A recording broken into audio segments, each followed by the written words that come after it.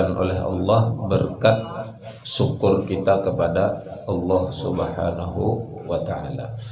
Salawat dan salam juga tidak lupa kita sampaikan ke junjungan Nabi kita, Nabi besar Muhammad sallallahu alaihi wasallam, pada para keluarganya, para sahabatnya, para pengikutnya, dan kita semua hingga akhir zaman.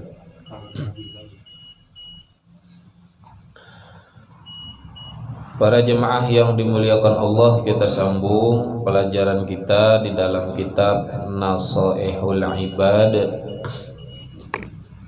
yaitu bab As-Sunai, bab 22, wal maqalatus tsaniyah, maqalah yang kedua.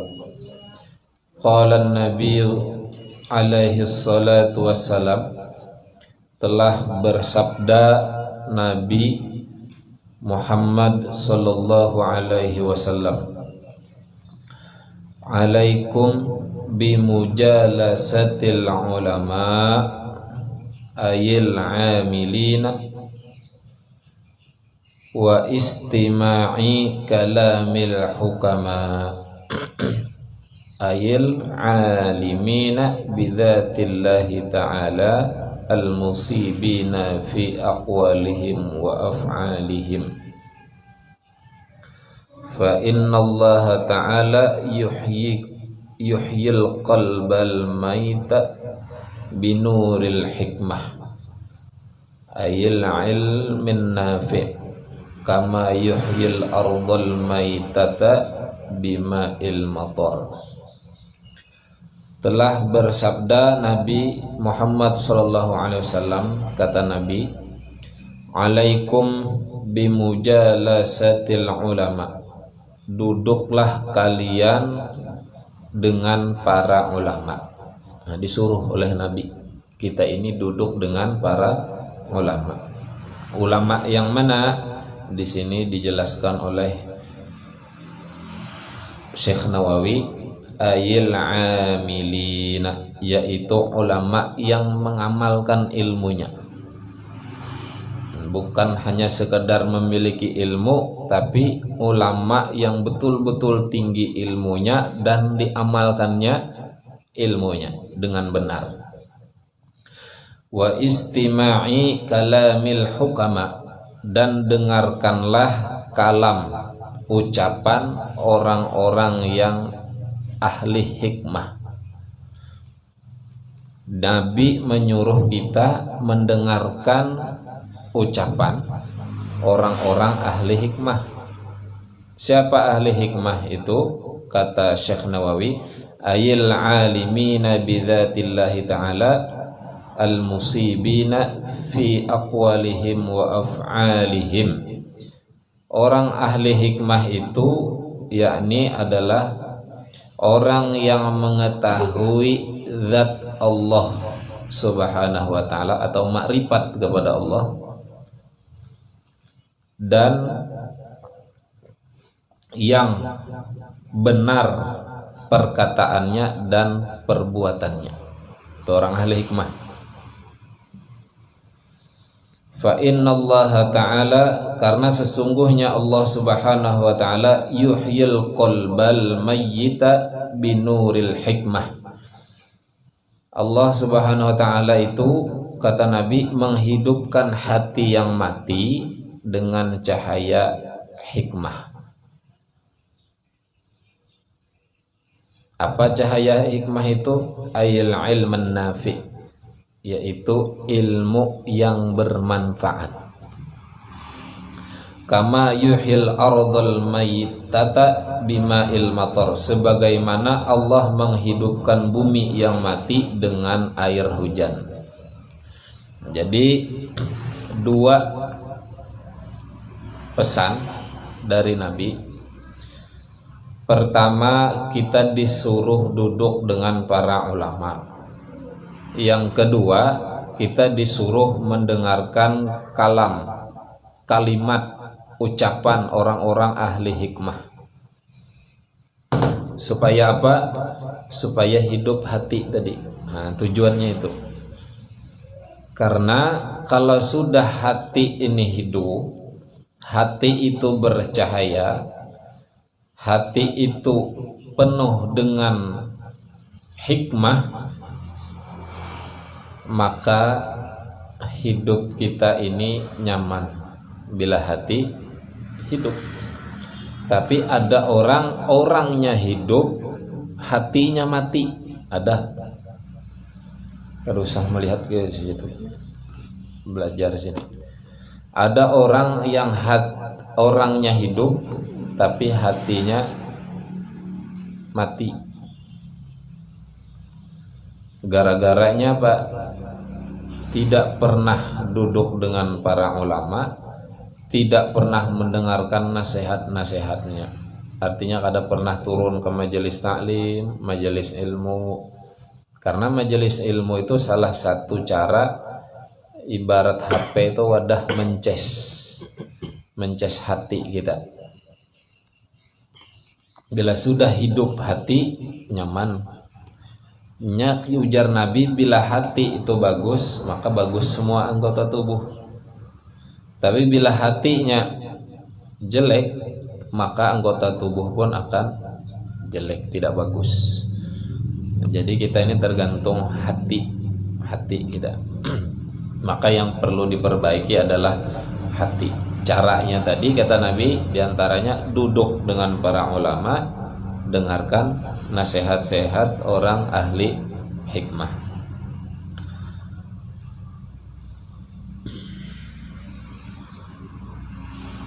Sebagaimana juga diriwayatkan oleh At-Tabrani dari Abi Hanifah, an Abi Hanifah, jalisul kubara'a, duduklah dengan orang-orang yang memiliki ilmu besar, wasailul ulama'a, dan bertanyalah kepada para ulama, wa khalitul hukama'a, dan bergaullah dengan orang-orang ahli hikmah. Tadi disuruh kita oleh Nabi duduk dengan orang yang berilmu, bertanya dengan para ulama, bergaul dengan orang ahli hikmah, disuruh.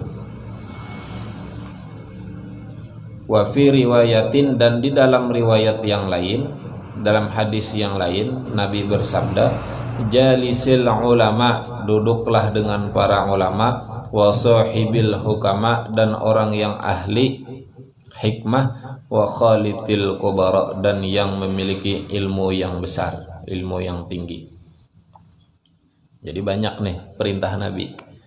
Di dalam kitab ini ada sekurang-kurangnya 3 hadis disebutkan bahwa kita ini harus duduk dengan para ulama.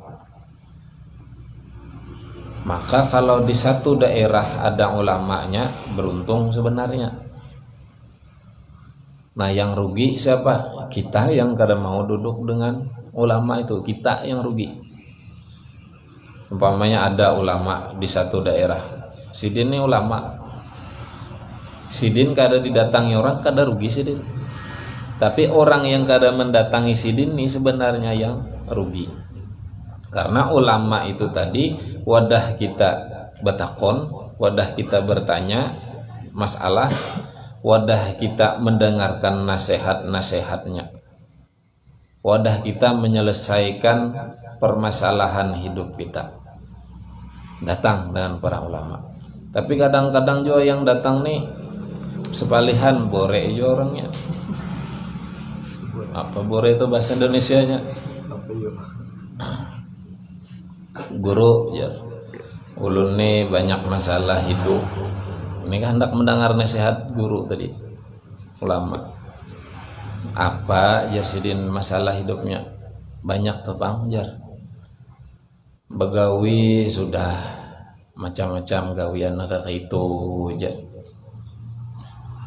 mencari bini kada sing dapatan bini, kawan maka jar bilangan pinarami bebinian mendatanginya, ulun becari kada sing dapatan. Coba pian pikirkan gurunya disuruhnya berpikir, kan kayak apa kada bore ini. Gurunya disuruhnya pikir kayak apa guru aja pikir akan pian aja. Aduh, ya guru ini sudah datang, kada membawa apa-apa, datang wadah guru, datang budas orang tak datang wadah tuan guru barangnya nang kira-kira apa ketujuh sidin durian kan durian guru yang lo bawa barangnya rusak banyak. Oh sidin ketujuh buah, bawa buah. Oh sidin ketujuh roti, bawa roti umpamanya. Ini kada kosong. Mbah datang nih menyuruh guru pulang berpikir. Mbah itu hendak balik ulung kada buang pos guru yang adalah yang jarang pas. Nah kadalah ini memberi muar benar. Muar. Banyakkah lagi rokapian tuh guru ya? Ada aja guru sudah datang kadang bawa apa-apa, disuruhnya guru berpikir pulang, minta rokok guru pulang. Tapi syukur jo mau datang, syukur jo. Bahkan Nabi bersabda, humul julasaul ladzi la yasqa bihim jalisuhum. Orang yang duduk dengan orang yang berilmu, ahli zikir itu tidak akan rugi. Nah, hadis ini disyarah, maksudnya duduk di situ satu, duduk ketika gurunya masih hidup, itu kada rugi. Duduk nih, guru masih hidup, datangi gurunya, minta nasihat, pendapat sidin, minta doa sidin, minta ilmu dari sidin, untung tuh kada rugi. Bahkan guru ini wafat, meninggal, duduk kita di atas kuburnya itu tidak akan rugi. Makanya kita kadang ziarah ke kubur para ulama, orang soleh, wali Allah, itu sama duduk kita itu ziarah ketika kita duduk waktu sidin masih hidup, sama, tidak akan rugi kata Nabi. Apa paling kada dapat berkah dulu. Walaupun sidin sudah meninggal, kada kawan dengar nasihat sidin, kada kawan minta pendapat sidin, tapi duduk di samping kubur sidin dapat berkah sama ketika duduk waktu sidin masih hidup. Nah, kemudian di kitab ini disebutkan yang namanya ulama itu ada 3 jenis ulama. Yang pertama ada ulama yang ahli fatwa, paham segala ilmu hukum, ilmu fikih tahu, paham. Bila betakon masalah hukum, kawa sidin menjawab. Ada ulama yang begitu. Ada juga ulama yang ahli ma'rifat. Kalau kita datang kepada ulama yang ahli ma'rifat, kita pun akan dapat paling tidak sir, rahasia-rahasia Allah, dapat cahaya. Kemudian ada lagi ulama yang ketiga. Ulama yang ketiga ini yang memiliki keduanya. Pertama tadi ulama yang ahli fatwa, yang kedua ulama yang ahli ma'rifat. Ada yang ketiga yang memiliki kedua ini, ahli fatwa iya, ahli ma'rifat iya juga. Ada banyak yang kita temukan yang ahli fatwa iya, ahli ma'rifat iya juga. Nah, jadi ada 3 jenis ulama. Kemudian di sini disebutkan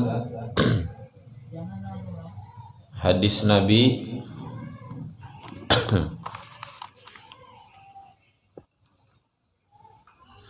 qala Nabi sallallahu alaihi wasallam, sayati zamanun ala ummati yafirruna minal ulama'i wal fuqaha. Akan datang kata Nabi di satu zaman nanti kepada umatku. Ini diprediksi oleh Nabi sudah.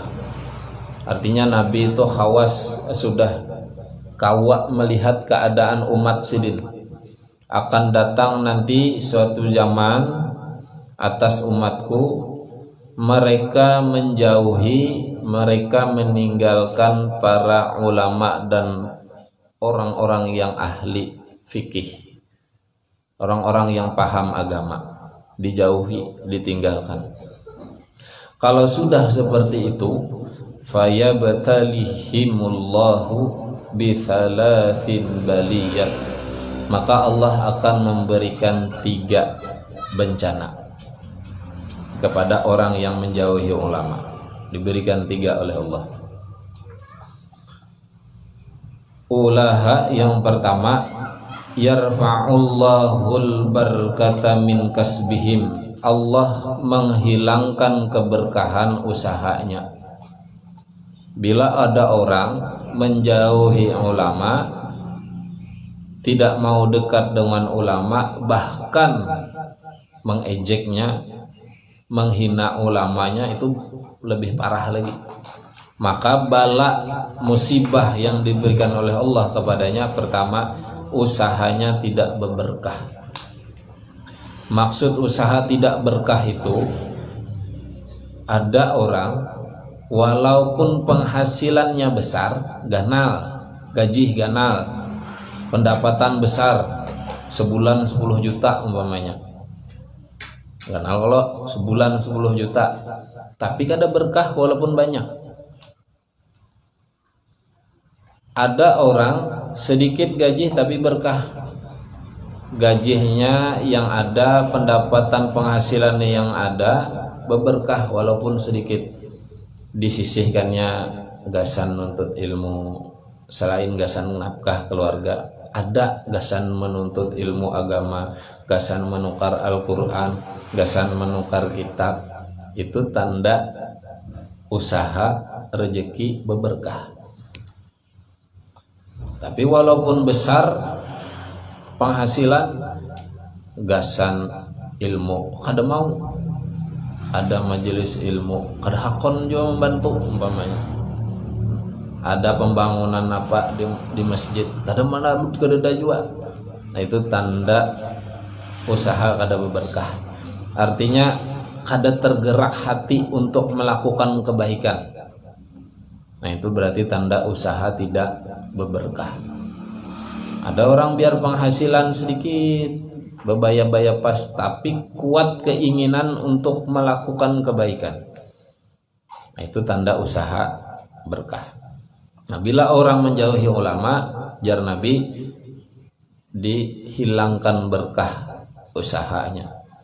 Itu yang pertama. Yang kedua, apabila menjauhi para ulama dan orang-orang fuqaha, wasaniyah, yang kedua, yusallitullahu ta'ala alaihim sultanan joliman, Allah akan memberikan pemimpin kepada mereka, pemimpin yang zolim, pemimpin yang zolim. Bila sudah pemimpin zolim, kita sakit pasti itu. Pemimpinnya zolim, kita dipimpin oleh pemimpin zolim, sakit rakyatnya bila ada. Kemudian yang ketiga, apabila menjauhi para ulama dan orang-orang ahli ilmu, fuqaha tadi, yakhrujuna minad dunya bighairi iman. Nah, ini yang bahaya. Dia keluar dari dunia ini alias meninggal dunia tidak membawa iman. Nah, ini sangat berbahaya. Orang yang menjauhi ulama, ahli fikih tadi, yang ketiga ini sangat berbahaya. Meninggalnya tidak membawa iman. Nah, ini sakit luar biasa. Kenapa? Di dunia ada guru, tuan guru ada, ulama ada, tapi ilmunya kada diambil. Tidak bertanya masalah ibadah, tidak bertanya masalah fikih, masalah ilmu-ilmu agama yang lain, tidak lalu. Maka ketika meninggal dunia tidak membawa iman kepada Allah. Nah, ini sangat berbahaya yang ketiga. Namun usaha bebaya-baya pas kada apa-apa. Ya, kalau pemimpin jolim masih kawa juga di hari-hari, tapi meninggal sudah kada membawa iman. Nah, ini Atau usaha lancar, pemimpin baik, tapi kadang bawa iman juga mati, celaka juga. Sebab ini kunci utama. Setelah meninggal dunia, harusnya di alam akhirat kena itu nyaman hidup, harusnya kan kayak itu. Tapi bila sudah kada membawa iman meninggal dunianya, nah ini sakit hendak keluar lagi ke dunia, kada kawal lagi, sudah kada kesempatan. Nah jadi itu makalah yang kedua, pesan Nabi, duduklah dengan para ulama dan dengarkan nasihat-nasihat ahli hikmah. Bila ada nasihat yang bagus, didengarkan, direnungkan. Kadang-kadang ucapan nasihat para ulama itu walaupun kada bersumber, artinya teks Al-Quran yang kada keluar dari lisan Zidin, tapi bahasa-bahasa hikmah yang keluar dari ulama itu sesungguhnya juga adalah ilham dari Allah Subhanahu wa ta'ala. Jadi wahyu atau ilham itu sama sebenarnya maksud artinya, tapi tergantung siapa yang menerimanya. Kalau wahyu disampaikan kepada Nabi, maka itu memang betul-betul wahyu Allah, firman Allah. Wahyu disampaikan kepada Nabi Muhammad, jadinya Al-Quran, karena yang menerimanya Nabi. Kalau wahyu disampaikan kepada binatang, maka sebenarnya artinya itu berupa insting,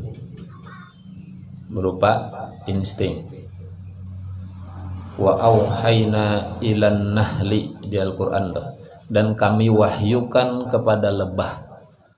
Maulah lebah menerima kayak Nabi kada sama, kalau maksudnya diberikan insting kepada lebah supaya apa?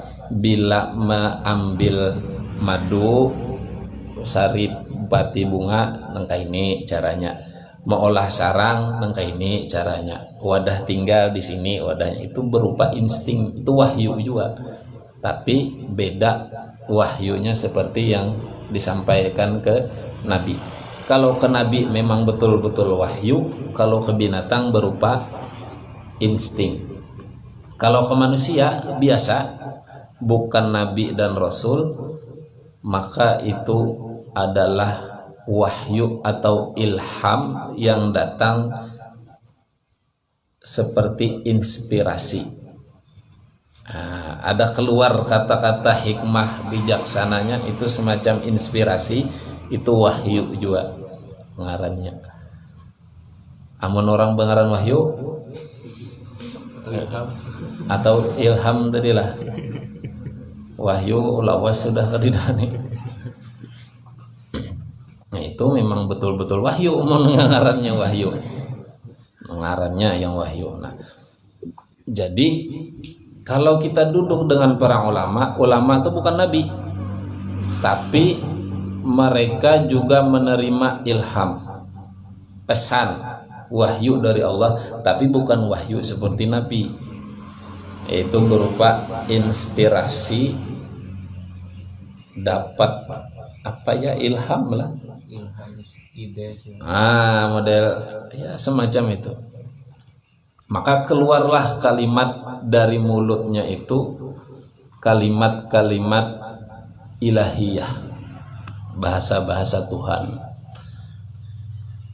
Bahkan orang itu kadang-kadang kalau ada masalah datang ke guru sana, umpamanya guru sana nih hafal Al-Quran, ada cari solusi, datang ke guru sana, Pang sidin hafal Al-Quran umpamanya, dengar, dapat Jepang nasihatnya, tapi bisa kada kena di hati.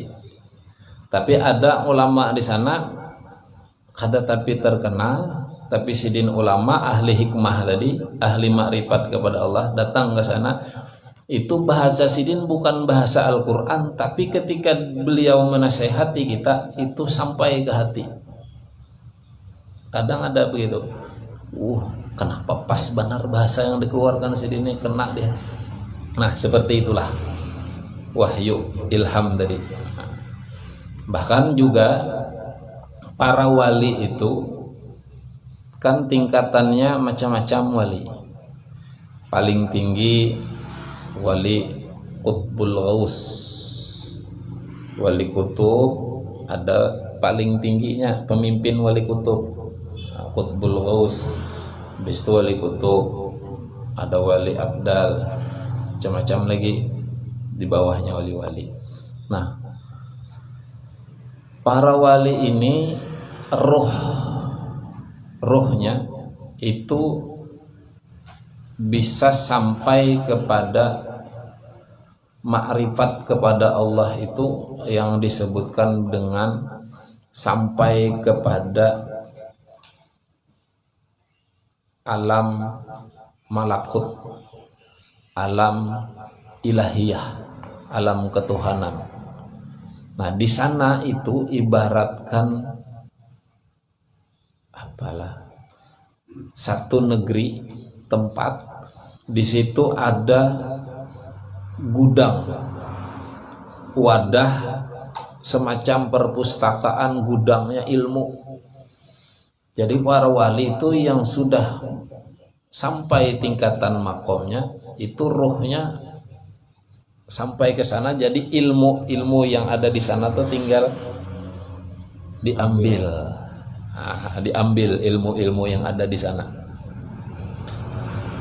Begitu sampai diambil, mereka yang ahli berkata-kata, maka keluar bahasa-bahasa hikmah.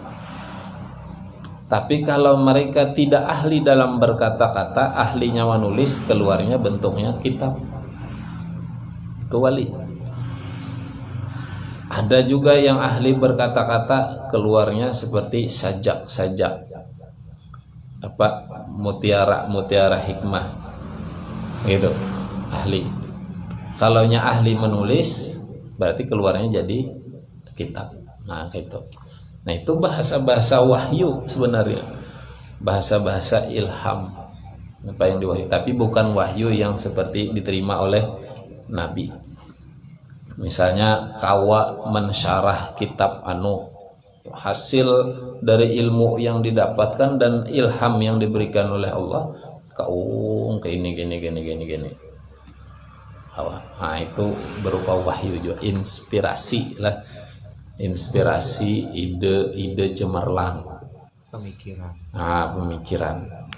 Maka keluarlah bahasa-bahasa sajak, bahasa-bahasa mutiara. Kalau kita baca, mantap nih, pas benar, nah kena umpamanya, selebeo. Iyalah, selebeo benar nih.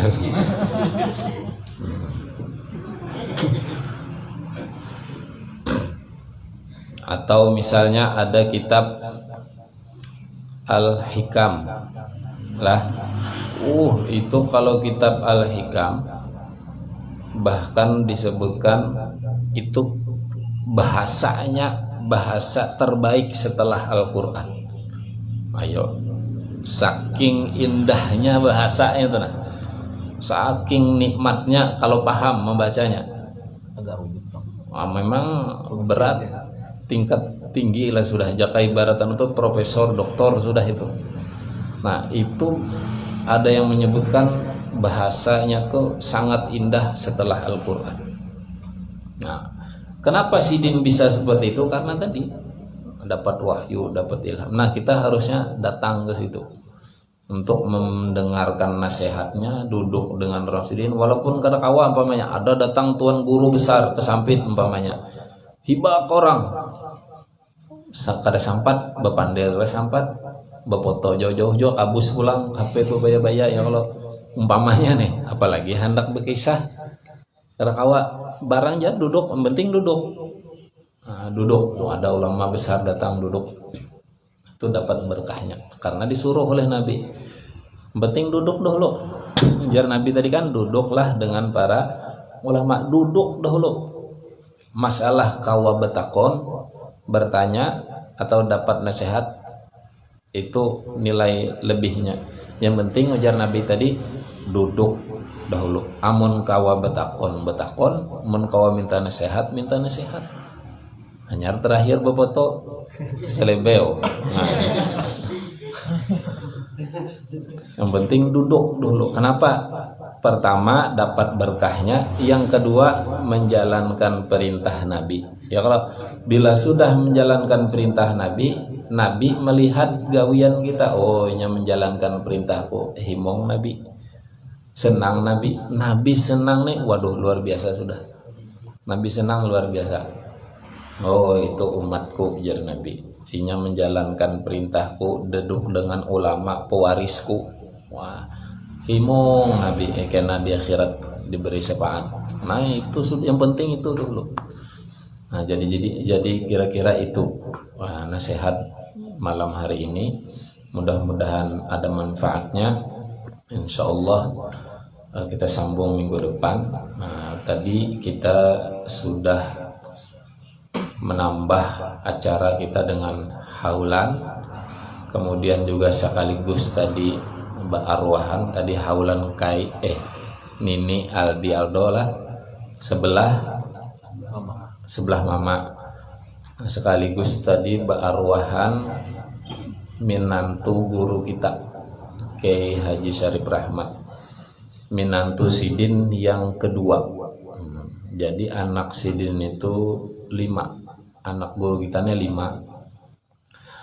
Yang nomor 1 tinggal di Mesir, yang nomor 2 tinggal di Maroko, yang nomor 3 di Mesir juga, nomor 4 di Pondok Pesantren Al-Falah Ploso daerah Kediri. Kemudian yang kelima di Pondok Pesantren daerah Jogja. Nah 5 anak Sidin, yang 3 di luar negeri. Jadi kadanya Ustadz Abdul Somad jangan lulusan Maroko. Banyak orang kita Indonesia tuh sebenarnya yang lulusan Maroko. Nah anak Sidin ini yang nomor 2 tadi tinggal dengan perempuan. Yang pertama perempuan, nomor 2 perempuan, nomor 3 perempuan, nomor 4 laki-laki, nomor 5 perempuan, anak Sidin. Nah, yang sudah berkeluarga yang pertama dan kedua. Yang pertama tadi tinggal di Mesir dengan suaminya yang mengirimi Al-Quran yang 14 Al-Quran itu pesan semalam dengan menantu Sidin yang pertama. Nah kemudian anak yang kedua dengan menantu yang kedua tinggal di Maroko, masih meneruskan belajarnya di sana. Nah, meninggal mendadak di Maroko meninggalnya, tapi dibawa ke Indonesia insya Allah hari Minggu besok berangkat dari Maroko dan dimakamkan hari Senin tanggal 11 Juli di Pondok Pesantren di Wadah Sidin, dimakamkan di sana. Jadi itu sudah keputusan keluarga, dibawa bulik ke Indonesia. Jadi memang sekalinya kada mudah mengurus administrasi membawa jenazah, atau kada mudah dari luar negeri itu dibawa banyak apakah yang diurus di kedutaan dan lain-lainnya. Nah kita doakan mudahan lancar prosesnya sampai ke tanah air, dan kita doakan almarhum namanya Ahmad Rifki Maula, dan kita doakan juga Nini Aldi Aldo tadi mudah-mudahan dapat rahmat dari Allah Subhanahu wa taala dan ditempatkan di dalam surganya, amin ya rabbal alamin. Kira-kira itu yang bisa kami sampaikan. Mohon maaf kalau ada kesalahan kekurangan. Insyaallah kita sambung lagi minggu depan. dan mohon maaf juga lahir batin. Kita hari raya insyaallah hari Minggu tanggal 10 Juli mengikuti pemerintah. Mudah-mudahan sekali lagi ibadah yang berkurban diterima ibadah kurbannya, yang berhaji mendapat predikat haji yang mabrur. Amin ya rabbal alamin. Hasbunallah ni'mal wakil, wallahul muwaffiq ila aqwamit thoriq. Assalamualaikum warahmatullahi wabarakatuh. Ya arhamar rahimin, ya arhamar rahimin, ya arhamar rahimin, farij 'alal muslimin, ya arhamar rahimin, ya arhamar rahimin, ya